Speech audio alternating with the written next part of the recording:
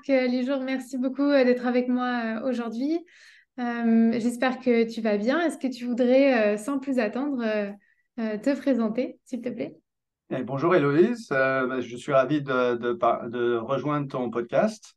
Donc mon nom est Marc Léjour, je suis un enseignant à la base par vocation. Donc j'aime aider les personnes à aller de A à B. Et je suis aussi passionné de la technologie, donc j'utilise beaucoup la technologie pour aider les personnes à créer de la valeur et à créer un espace de liberté pour eux-mêmes et puis pour enrichir notre vie et être plus humain. D'accord, super. Belle présentation, beau parcours, beau projet. Et donc, en tant que notamment vice-président du Conseil des technologies de l'information et des communications, avec le titre de vice-président en capacité et innovation, je devrais préciser, qu'on peut appeler en abrégé CTIC, qui soutient, donc d'après ce que j'ai compris, plusieurs groupes, dont les jeunes, les femmes, les nouveaux arrivants, la communauté BIPOC, avec l'accès aux opportunités dans le domaine de l'économie digitale. Est-ce que vous pourriez nous dire un peu plus? Donc, c'est une vaste mission. Quels sont vos services? Nous présenter un peu l'organisme. Oui, avec plaisir. Donc, le CTIC, pour faire court, j'aime bien faire court, autant faire simple. Donc, le CTIC existe depuis une trentaine d'années. Ça faisait partie du gouvernement canadien, fédéral, principalement. Et la mission originale, c'est de regarder ce qui se passe dans les technologies de l'information et des communications, d'où le nom, et en particulier ce qui se passe sur le domaine de l'emploi, pour informer le gouvernement sur l'état du marché du travail, quels rôles sont créés, les besoins que les employeurs expriment en termes de talent, combien de talent, quel type de rôle, développeurs de logiciels, etc. D'accord. Et il y a une dizaine d'années, nous sommes devenus indépendants Ok. et la mission reste la même, c'est-à-dire d'aider les Canadiens à réussir dans le numérique. Et on fait principalement deux choses. On fait toujours de la recherche, donc toujours sur le marché du travail, la demande, l'offre et la demande des deux côtés. Donc les talents qui sortent de l'université d'une certaine manière et puis les employeurs qui les recrutent. On fait aussi de plus en plus des papiers pour investir au Canada, par exemple, sur ce qui se passe au Canada. Donc pour les gens qui viennent, qui veulent investir ou qui veulent créer une affaire ici, une start-up ou une grosse compagnie, par exemple, étrangère qui voudrait s'installer ici. Quelles sont les forces du Canada? Où est-ce qu'on va trouver un peu plus d'expertise, par exemple, sur l'intelligence artificielle ou qu'est-ce qui se passe dans les véhicules électriques, etc. En fait, donc le mandat de la recherche c'est élargi beaucoup parce que les industries se numérisent toutes. Donc, il y a beaucoup de transformation numérique dans toutes les industries. Donc, ça, c'est la partie recherche parce qu'il faut des données probantes. Donc, notre client principal reste le gouvernement, donc fédéral, mais aussi les gouvernements provinciaux de plus en plus parce qu'ils veulent avoir des données pour définir des politiques et des budgets et éventuellement des programmes qui sont basés quand même sur la réalité. Donc, c'est là que nous, le CTIC, le travail du CTIC est important parce que on ne représente pas nécessairement une compagnie, donc on ne fait pas du advocacy, ou on ne représente pas les grosses compagnies comme les Microsoft, Google, etc. Mhm. Ni les petites, ni les moyennes. Nous, on a un groupe de recherche qui se laisse mener par les données. Et de l'autre côté, donc ça c'est la partie que je dirige, la partie programme qui me passionne beaucoup, c'est très concret. On place des gens dans des emplois. Alors ça ne peut pas être plus concret que ça. Effectivement, on a toute une gamme de programmes qui vient couvrir de l'école primaire. Donc, alors c'est sûr que ça ne va pas être des emplois à l'école primaire, mais on commence à travailler un peu avec les vocations. On travaille aussi, par exemple, à inclure davantage les filles et les personnes qui sont sous-représentées, parce que c'est à cet âge-là qu'on sait que la recherche le démontre. C'est à cet âge-là que les gens se sélectionnent en dehors. Donc, ils disent, ah, ça, c'est pas pour moi, c'est pour les hommes, c'est pour les blancs, etc. Donc, on travaille beaucoup à cet âge-là pour donner l'envie, le goût, et puis l'expérience. C'est pas pour forcer les gens, mais il faut avoir l'expérience et voir s'ils ils aimeraient faire une carrière dans ce domaine-là. On est très fiers d'avoir, par exemple, une compétition en cybersécurité pour les élèves du secondaire, où on a passé 6000 Canadiens à travers cette compétition-là, au travers des dernières années. On fait ça en partenariat aussi avec les États-Unis. Et on l'a fait en français pour la première fois cette année. Donc, anglais et français, je suis très fier de ça. Mais aussi, on a des programmes de subvention pour les gens qui sont au collège, à l'université. pour qu'ils puissent avoir un accès à l'emploi pendant leurs études. L'idée, c'est de dire, il y a des choses qu'on apprend bien dans les livres, et certainement, il faut lire les livres, et puis il faut bien comprendre ça, mais la pratique, c'est aussi important. Donc, l'apprentissage par la pratique, l'apprentissage en milieu du travail, c'est quelque chose qui a été reconnu comme de plus important au Canada. Et le CTIC a joué un rôle majeur dans l'établissement du programme d'apprentissage intégré au travail qui a été annoncé en 2017 et on livre des subventions pour les employeurs. Donc, on peut rembourser à l'employeur jusqu'à 70% du salaire quand il recrute un étudiant. N'importe quel âge, ça peut être première année, ça peut être post-doc, etc. Puis, on a des programmes pour les femmes, on a des programmes pour de nouveaux arrivants. Ça fait longtemps qu'on travaille avec les nouveaux arrivants, avec Immigration Canada. On a des programmes aussi pour les gens qui changent de carrière, etc., etc. Donc, on couvre un petit peu tout et on s'arrête à la retraite parce que les gens ont le droit de se reposer après la retraite aussi. Oui, effectivement, on peut rester passionné, mais effectivement, waouh, oui, donc quelle mission, c'est vraiment super intéressant et vaste aussi. Donc, j'avoue que c'était pas une de mes questions, mais brièvement, pour la première partie de votre rôle sur tout ce qui est recherche pour informer le gouvernement. Donc, comment est-ce que vous faites cette recherche? Est-ce que ça passe par de la collecte vraiment de données? Est-ce que vous avez un processus de consulting? Juste par curiosité, c'est brièvement, c'est tellement une tâche titanesque, ou ça paraît en tout cas. Oui, tout à fait. Alors, la recherche, c'est du domaine des sciences humaines, donc sociales, économiques. Donc, on a des approches multimodales. Là, je ne veux pas être trop technique. Surtout, je ne suis pas moi-même dans le département de la recherche, donc je veux pas. Ce serait bien de leur poser la question, les interviewer peut-être à la suite. Mais donc, c'est des sciences sociales. On a des gens qui sont très expérimentés.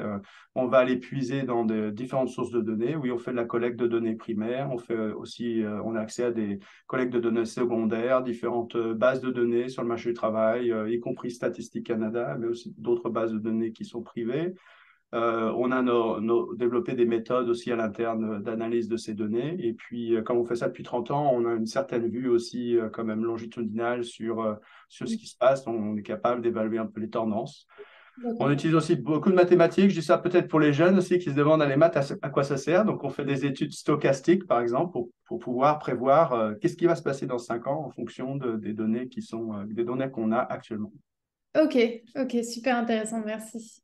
Et donc, je lisais aussi sur votre site que 2022 a été une très bonne année et que vous étiez content des avancées de l'économie digitale canadienne. Donc, encore une fois, peut-être qu'on pourrait faire toute une interview juste sur ce sujet, mais est-ce que vous pourriez nous en dire un peu plus déjà pour le moment? Oui, alors, ça n'a échappé à personne que pendant l'épisode de la COVID, il y a beaucoup de gens, on est resté chez nous, on a dû trouver des moyens de travailler en ligne. Donc, il y a eu un saut énorme dans tout ce qui est services numériques à distance, etc. Quelque chose qui me ravit parce qu'il y a 10 ans, je travaillais à Cisco, donc on avait fait des études d'ailleurs de prévision, qu'est-ce qui se passerait si on devait travailler plus à la maison, etc. On avait chiffré quand même des choses. Et donc, impact environnemental, productivité au travail, flexibilité, work-life balance, toutes ces choses-là. Et il a fallu une crise pour accélérer un petit peu les choses. Bon, d'un côté, je suis ravi que il y a plus de gens qui bénéficient de la technologie maintenant pour avoir un équilibre, peut-être travailler de la maison certains jours, profiter plus de leur famille, moins prendre la voiture, ce genre de choses. Donc ça, c'est définitivement un impact positif. Et nos recherches sur le marché du travail montrent, alors personne ne sera surpris, que le nombre d'emplois dans le monde, les tâches numériques, les rôles, les emplois numériques a augmenté de façon drastique. Alors, entre le début de la crise Covid et la fin de crise Covid, on a eu plus de 22% d'emplois en plus dans les tâches numériques. Donc, c'est énorme. Alors, on entend aussi beaucoup aujourd'hui, les gens me posent la question, je vais le préciser, parce qu'on entend aujourd'hui des gens qui se font licencier de chez Microsoft, de chez Google, de chez Shopify, etc. Donc, il semble que l'avenir est sombre, mais en fait, on est bien plus, on est resté bien au-delà des chiffres d'avant la Covid. Donc, il s'agit plus d'un réajustement des prévisions ou de ces compagnies qui ont visé vraiment haut. Mais on est quand même, globalement, on est quand même bien plus développé en termes d'emploi qu'au début de la crise Covid. D'accord. Ok. Oui, effectivement, c'est assez logique, mais c'est vraiment intéressant d'avoir aussi votre perspective un peu plus globale par rapport à ce qu'on voit effectivement dans les informations en ce moment. Et donc, par rapport à vos priorités actuelles et pour la suite, toujours au sein du CTIC, est-ce que vous pourriez nous dire quels sont les prochains objectifs sur lesquels vous travaillez? Et notamment, je trouvais assez intéressant d'en savoir un peu plus sur comment est-ce que vous comptez, c'est un de vos objectifs, allier le développement de l'économie digitale avec la transition énergétique. Oui, je te remercie de me ramener sur ce sujet-là parce que, effectivement, depuis ces dernières années, on s'est beaucoup intéressé au CTIC sur l'impact environnemental et la transformation écologique, enfin, le développement durable. Mhm. On parle aujourd'hui avec nos clients de double transition, qui est aussi bien le développement durable, allié avec le numérique, qui continue de jouer un rôle important, surtout dans les nouvelles technologies. Mhm.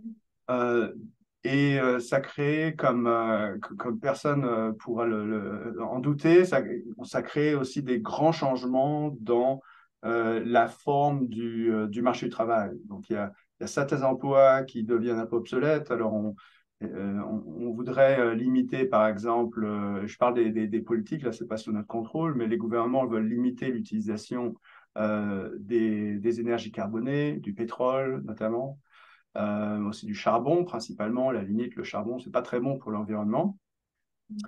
Donc, il y a des emplois qui vont disparaître dans ce secteur-là, mais il y a des emplois qui vont être créés dans un autre secteur, donc les éoliennes, tout ce qui est l'hydrogène vert, et puis il y a tout un tas de couleurs qui commencent à s'associer avec l'hydrogène aussi. Et puis, maintenant, on parle en France, par exemple, des avions électriques. Alors, c'est tout un tas de développements avec l'IA, etc. Si on rajoute ces technologies de rupture, IA, blockchain, 5G, peut-être 6G, pourquoi pas, ça crée des fluctuations du marché du travail qui sont beaucoup plus soudaines et importantes que dans le passé. Et c'est là que nous avons développé une solution il y a à peu près 5 ans, qui a été remarquée par l'OCDE comme une bonne pratique.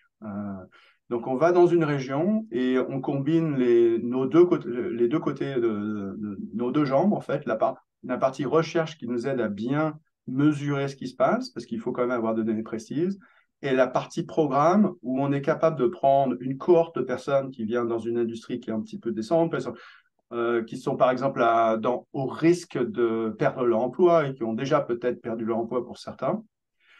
On est capable de les prendre, de les mettre sur, moi j'appelle ça un Google Map des compétences, pour leur montrer où sont les emplois actuels en haute demande qui sont proches de leur profil de compétences. Donc, et on a trouvé que, par exemple, des gens qui sont en milieu de carrière, ils ont de l'expérience en gestion de projet, ils ont de l'expérience en gestion des équipes, ils savent faire des calculs, ils savent peut-être développer un petit peu de logiciels, écrire certains scripts. Donc, il y a des compétences qui sont transférables et réutilisables.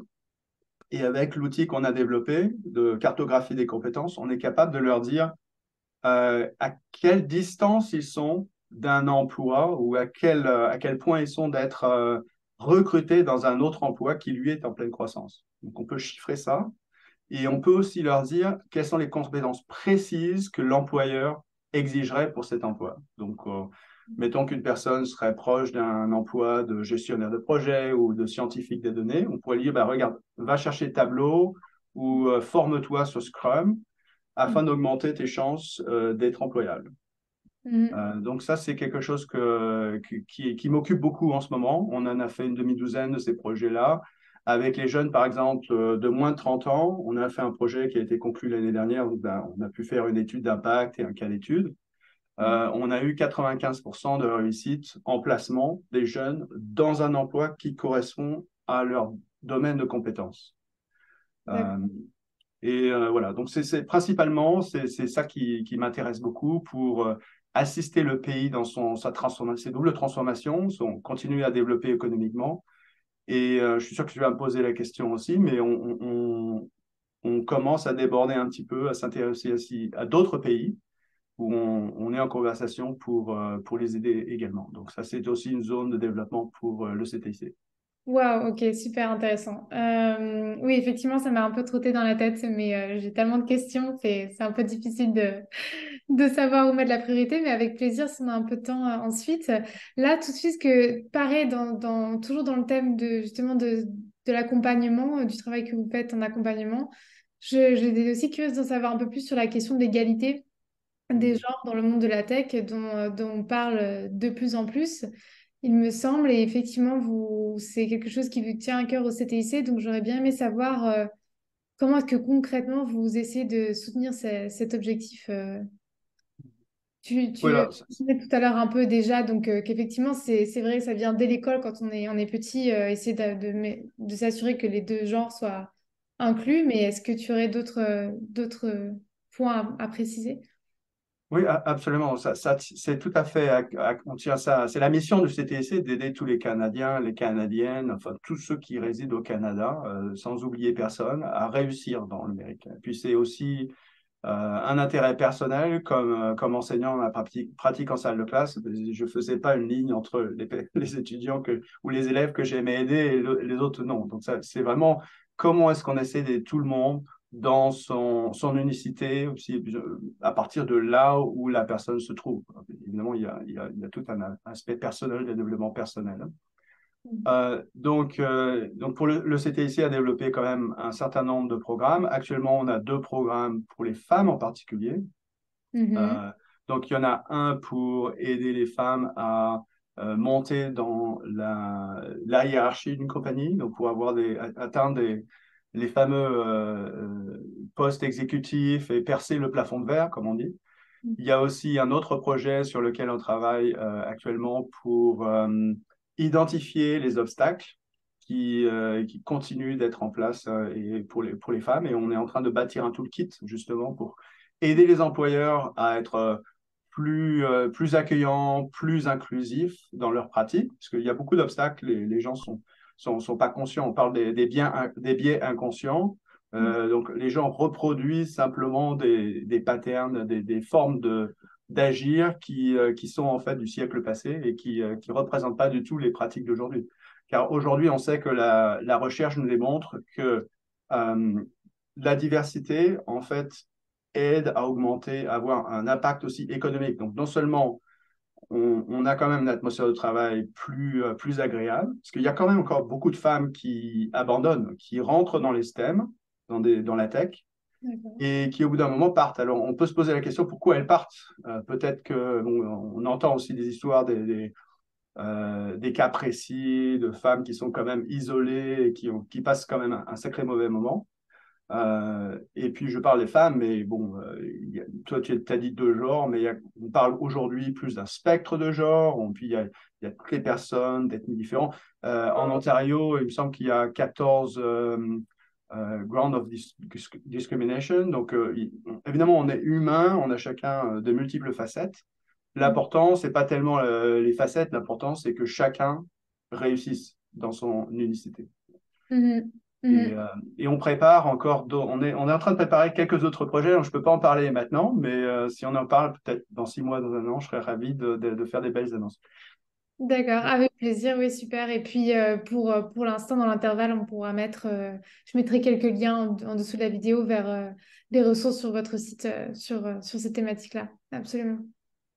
Et pour dériver un petit peu, en tout cas pour le moment, de ton travail avec le CTIC et pour parler un tout petit peu donc, de ce que tu fais avec le George Brown College, je trouvais aussi super intéressant que tu enseignes le développement du blockchain et que tu présides, que tu sois à la tête du comité consultatif sur ce programme.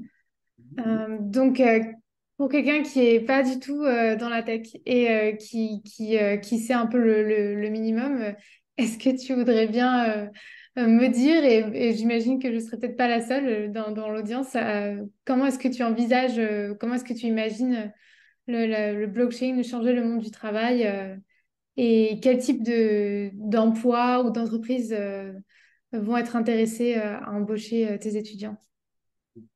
Bon, effectivement, bon, le blockchain, c'est une technologie qui est quand même assez low level, on dirait, une technologie de niveau d'infrastructure, donc comme une base de données. C'est rare que les personnes s'intéressent, par exemple, au SQL ou au big table, toutes sortes de technologies qui ont été créées pour gérer des quantités de données.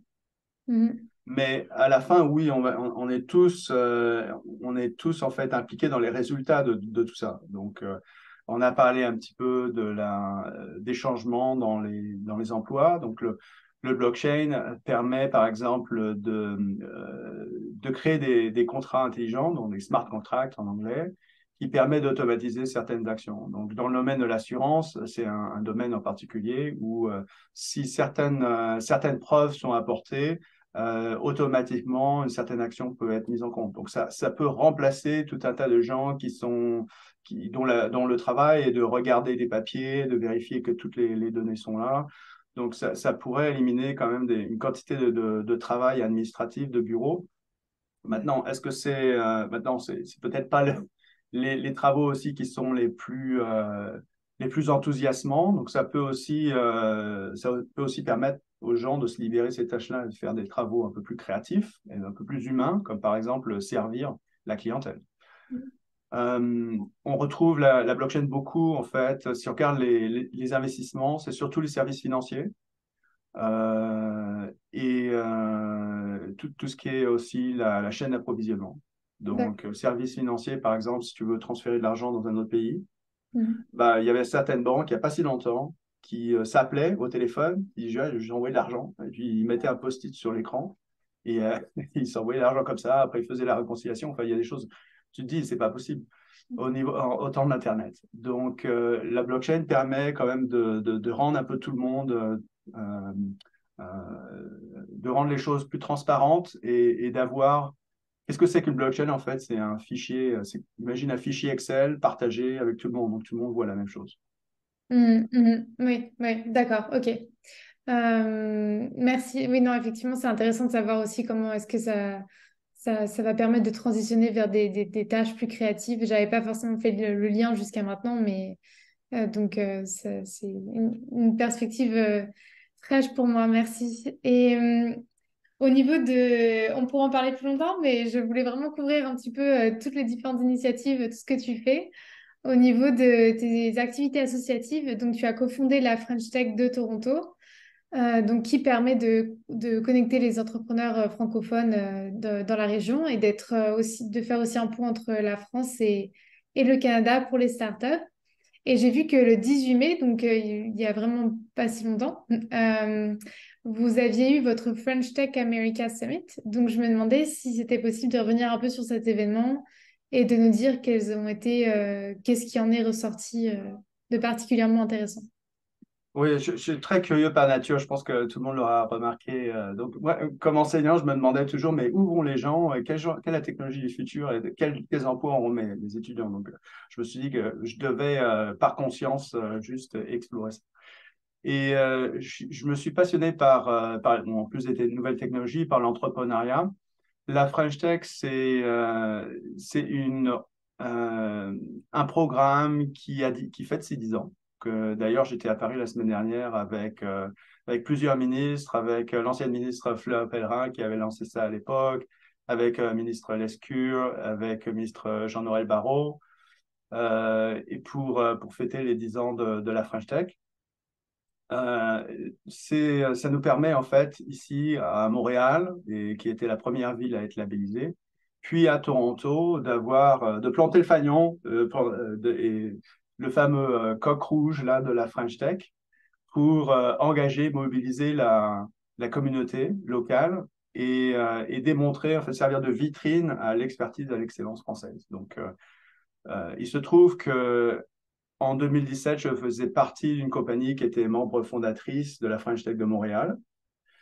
Et en conversation aussi avec le consul et avec les autres, l'écosystème, si tu veux, entrepreneurial de Toronto, ben, on a fait une première demande d'application qui n'a pas été un succès, mais on s'y est remis en 2019 et puis on a été labellisé finalement. Donc, la French Tech, on organise donc, principalement, c'est des meet-ups chaque mois. Et vous pouvez nous trouver sur meetup.com. C'est aussi un grand sommet annuel, comme le sommet du 18 mai. Et on s'intéresse beaucoup aux priorités qui sont en France. Par exemple, en ce moment, c'est beaucoup le deep tech, c'est beaucoup l'égalité des genres, qui sont aussi les priorités canadiennes. Donc, ça nous convient très bien. Et on a réussi à faire l'événement le plus grand au Canada, qui implique justement la France. On a réussi à mettre 500 personnes au Musée royal de l'Ontario, donc au Rome, pour une soirée. On s'est baladé entre les dinosaures et les statues de Bouddha, à écouter Brian Gallen, le CEO de Space Canada, Rebecca Cassaba de Dealmaker. On a eu le privilège d'avoir la ministre Williams qui s'occupe de l'équité des genres ici en Ontario. Donc, c'était une soirée absolument extraordinaire. Mais le clou de la soirée, c'est que dans ces 500 personnes, plus de la moitié étaient des femmes. Euh, et on a eu un panel entièrement féminin. Donc, on a rempli notre mission et notre défi d'être totalement paritaire pour ce French Tech Summit cette année. Génial. Ah oui, ça donne envie, effectivement, effectivement. Super. Et je ne manquerai pas de mettre voilà, des liens un petit peu vers tout ça pour en apprendre un peu plus.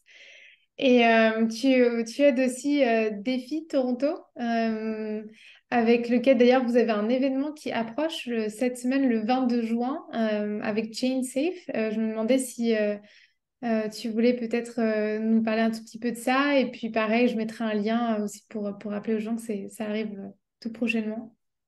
Oui, alors le défi, plutôt, c'est bon, comme c'est en anglais, c'est plutôt DeFi. Et puis, qu'est-ce que ça veut dire DeFi? Ben, c'est la finance décentralisée. Donc, c'est une application du blockchain, de la chaîne de blocs, à la finance. Et une application très spéciale à la finance qui dit, bon, qu'est-ce qui se passerait en fait s'il n'y avait pas de banque? Et si on pouvait se débrouiller pour faire euh, payer, pour faire des comptes de savings, pour épargner, pour prêter de l'argent, donc reconstruire en fait tous les services qui existent dans la finance sans passer par un intermédiaire, sans passer par une banque. Donc c'est vraiment fascinant. C'est aussi le domaine de la blockchain qui est le plus hacké. Donc, faire attention toujours à son argent, et puis c'est pas un conseil du tout financier. Et c'est aussi un domaine qui est sous le microscope du gouvernement Canada, qui a identifié ces technologies de rupture, donc la DeFi et l'IA comme des domaines quand même où il y a des menaces de cybersécurité. Donc, ça, c'est pour dire. Mais c'est un domaine passionnant qui pose des questions vraiment intéressantes. Et donc, cette semaine, on se réunit tous les mois. Cette semaine, effectivement, cette chaîne Safe. J'adore cette compagnie qui est une compagnie basée à Toronto, D'accord. qui a été, il y a plus de 5 ans déjà, dans le top 10 des compagnies qui ont développé Ethereum 2.0. Ils n'arrêtent pas de grossir et ils travaillent maintenant sur un grand nombre de chains. Mais on va avoir aussi des représentants, par exemple, de Delph, qui est Element Finance ou ex-Element Finance, et Redacted. Donc, si tu veux, à travers les 3 ans et demi où on a lancé DeFi Toronto, on a eu les protocoles les plus connus et les plus importants. AV, on a même eu des protocoles français qui sont maintenant dans les top 3 dans ces domaines-là. Génial, d'accord. Donc vraiment à suivre aussi, comme la French Tech, plein d'organismes à suivre de près. Et en ce qui concerne, c'est le dernier organisme dont je voulais un petit peu toucher, le IEEE, donc je ne sais pas si on dit comme ça exactement, mais l'Institute for Electrical and Electronics Engineers. Tu es à la tête de ça pour le Canada dans le domaine du blockchain.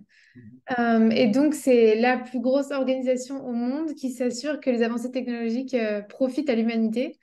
Donc, vaste thème, passionnant aussi, mais qu'est-ce que c'est vaste? Et donc, encore une fois, on pourra peut-être faire une interview juste sur ce domaine-là, mais je me demandais si, avec le boom qu'on a de l'intelligence artificielle, on pouvait savoir quels sont les sujets d'actualité dont vous parlez ensemble à ce moment-là, quels sont les hot topics pour les personnes qui sont au cœur de la tech et des avancées dans ce domaine. Oui, voilà, IEEE, c'est la plus grande organisation scientifique et technique. On trouve ça beaucoup dans les départements d'informatique et de génie électrique. Ça, c'est un peu l'affiliation. C'est quand j'ai repris mes études ici au Canada pour faire un diplôme d'informatique où je me suis plutôt rapproché du IEEE, mais c'est à peu près 400 000 personnes dans le monde. Et ce qu'on fait, c'est plutôt académique, si tu veux, c'est de la recherche, des papiers, avec un focus important, sur une emphase importante sur les standards. Donc, c'est vraiment très technique, Mm. donc pas vraiment grand public, mais on parle de la technologie qui va être créée dans le futur et mise en application, commercialisée dans le futur. D'accord. Et est-ce qu'il y a en ce moment même des sujets de préoccupation particuliers ou est-ce que finalement on fait le buzz un peu dans les infos grand public, on va dire, de choses qui n'inquiètent pas forcément les personnes dans la tech? D'un point de vue un peu plus d'expert, est-ce qu'il y a des choses qui prêtent à, je sais pas si préoccupation est le bon terme ou pas nécessairement? Oui, alors à Tripoli, c'est pas vraiment, c'est le contraire du buzz, si tu veux. On travaille avec des profs d'informatique, des doctorants, des post-doctorants, ce genre de choses-là. Donc, on est assez loin du buzz. Par contre, la conversation ce qui se passe en ce moment dans un forum public, effectivement, il y a des conversations importantes qui sont.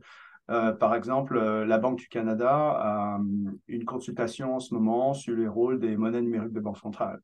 Et ça, c'est très important parce que ça a un impact déjà sur le système bancaire, le genre d'argent qu'on a.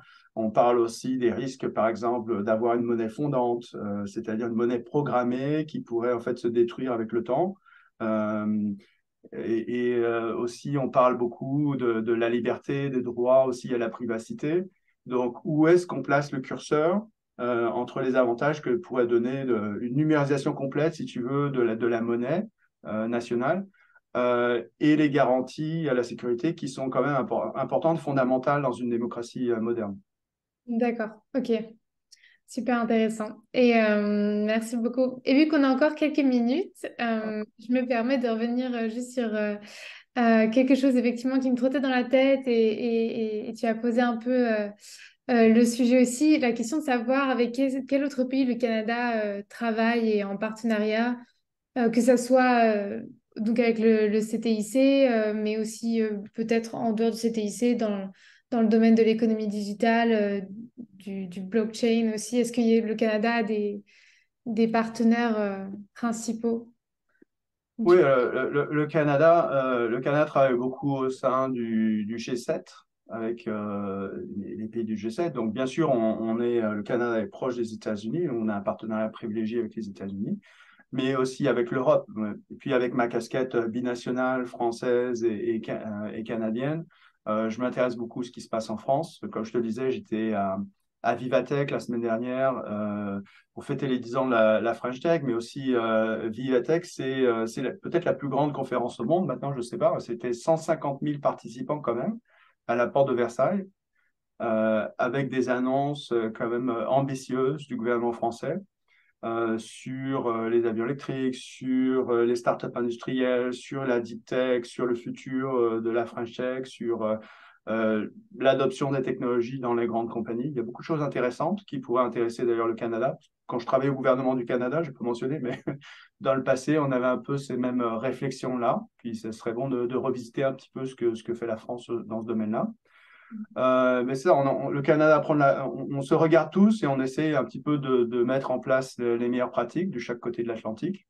Et Mhm. puis, côté French Tech, on a le réseau ABONA aussi pour les femmes, qu'on a mis en partenariat entre la France et le Canada, où c'est un réseau dédié à aider les femmes entrepreneurs.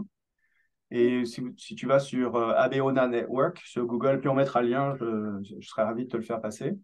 Il y a un papier qui met en évidence un peu, pas toutes, mais la majorité des organisations en France qui s'occupent d'aider les femmes et de même au Canada. Puis on invite celles qui ne sont pas représentées à nous rejoindre. Et la phase suivante, c'est de mettre ce réseau-là en action. D'accord. Euh, voilà. Et côté Fantastique. CTIC, bien entendu, on a beaucoup de conversations. Alors, j'espère qu'on pourra annoncer des choses dans un futur proche. Absolument fantastique. Merci beaucoup. Et je mettrai plein de liens vers toutes ces ressources qu'on a couvert tellement de sujets en une période rapide, des sujets super intéressants. Donc, je mettrai évidemment quelques ressources vers le travail que tu fais. Merci énormément pour ton temps aujourd'hui. Et Avec plaisir. On est là vraiment pour servir les Canadiens, pour aider une transition numérique la plus agréable et confortable possible. Il y a énormément de perspectives dans ces domaines-là, des belles carrières. Donc, j'invite tout le monde, même s'il n'a pas pensé à faire partie du numérique, peut-être explorer ça comme une option de carrière. Et puis, on serait là pour aider. On a beaucoup de programmes qui sont à disposition. Ce n'est pas payant. C'est des programmes qui sont financés par le gouvernement. Donc, n'hésitez pas à me rejoindre.